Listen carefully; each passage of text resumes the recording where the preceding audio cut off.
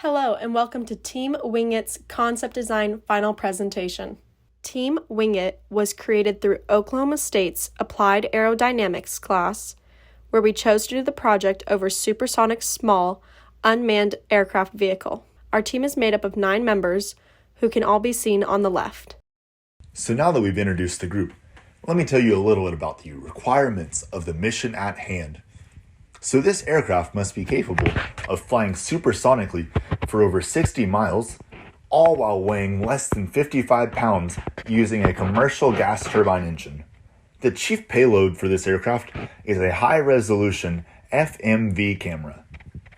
This aircraft must also be able to maintain flight through zero visibility using autonomous autopilot functionality.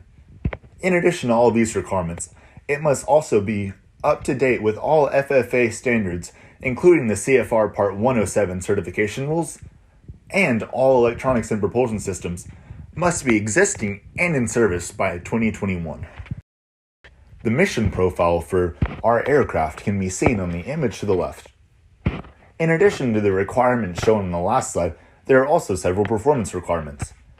The aircraft must be able to be launched and be recovered in an area of 25 by 25 feet. And in addition, operating costs should be minimized throughout the process of this flight. Throughout the entirety of this presentation, we're going to talk to you a little bit about how we not only meet, but exceed each and every one of these requirements at hand. The targeted client for our supersonic UAV would be the United States military.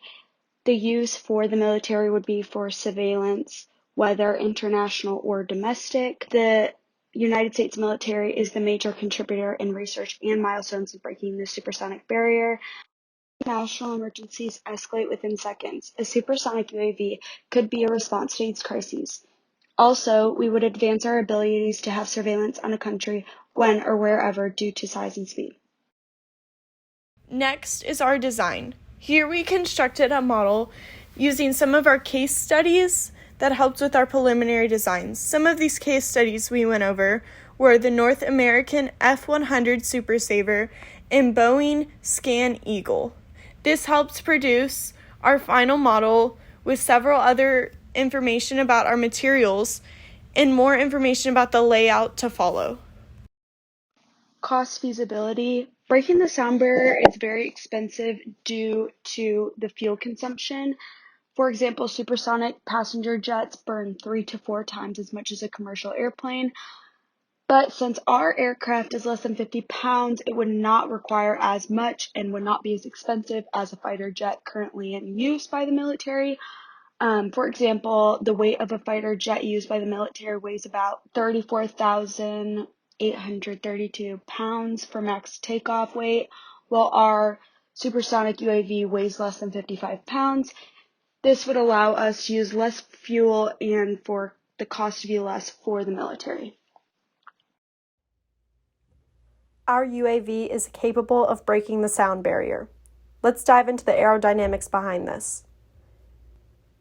Our design consists of a delta wing with a span of 1.67 feet and a planform area of 1.25 feet squared. We have a high sweep wing with a low aspect ratio. Our design consists of a NACA 64-206 airfoil. Our aspect ratio is 2.22 with a sweep of 40. Having this high sweep reduces wave drag at transonic speed and also creates a lower weight. And we are able to cruise at supersonic speeds and level flight. Our cruise altitude is 20,000 feet, with our max ceiling being 40,000.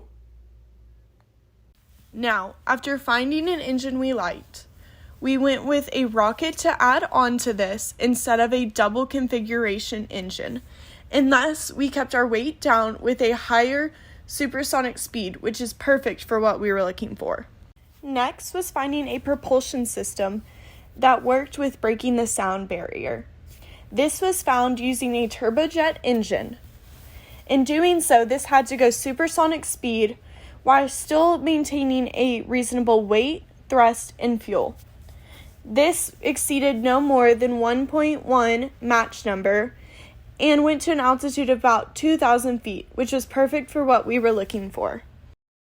Now, Still looking at propulsion, the turbojet alone only received 400 newtons of power, but adding the rocket showed that we could still go supersonic speed the entire travel time, and is now seen in the thrust curve on the PowerPoint. Here, our aircraft needs to be below 55 pounds with an average weight just under the maximum. This was successful for our group. Where you can see the diagram is some of the placements of the devices and the sizes. Aircraft had several parts that had to be configured into this design as seen above in the layout of everything, where a requirement was that all of the electronics and propulsion systems used needed to be in service by 2021, and this was met when researching all the parts used. Some of the weight going into our aircraft is the material we selected, the first being carbon fiber, which was chosen for the shell of the aircraft, the next being titanium, which was chosen for the supports, and a thin layer of paint, being orange and black, was applied to a chic look to our aircraft, along with a thin layer of protection. As mentioned in the previous slide, all of the structural supports for our aircraft are made of titanium. The first of which type are the circular ribs that are reinforcing the fuselage at every half foot. Next, there are airfoil-shaped and lateral support spars in the wings and the tail supports. In addition, there are titanium torque rods for the servos that are used in the ailerons and the tail flaps.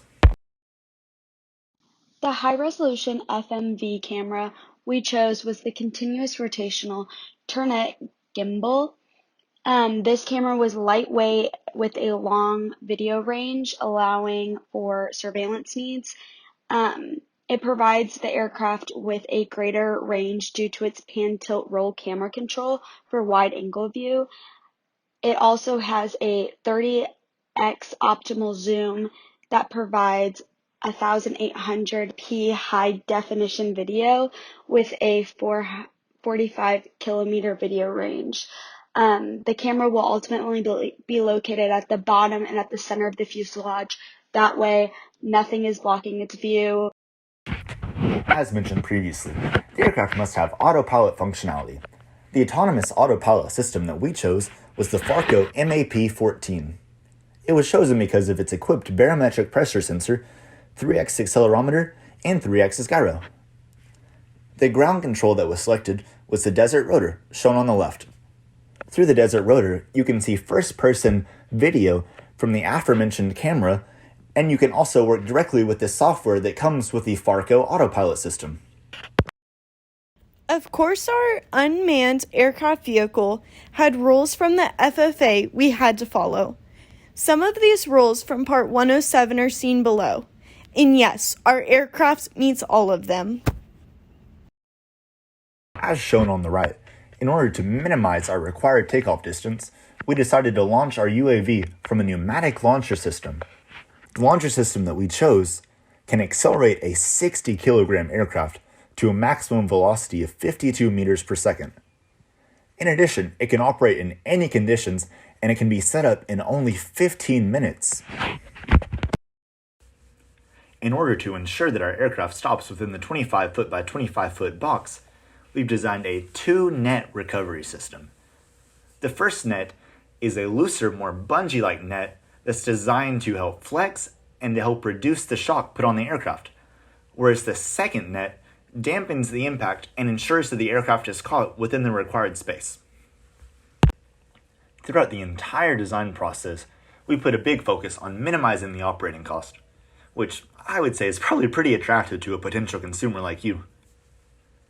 Because of our lack of built-in landing gear, the structural wear during our landing process was minimized, as was the need for repairs throughout the entirety of this aircraft's lifespan. Because of the lack of repairs, the main operating cost is due to fuel consumption, and because of how light our aircraft is, it only requires about 3 gallons of jet fuel per trip. If you believe that Team Winget's unmanned supersonic UAS is right for you, please contact 8675309. For purchase inquiries, hurry now. You wouldn't want to miss Wing It Thon.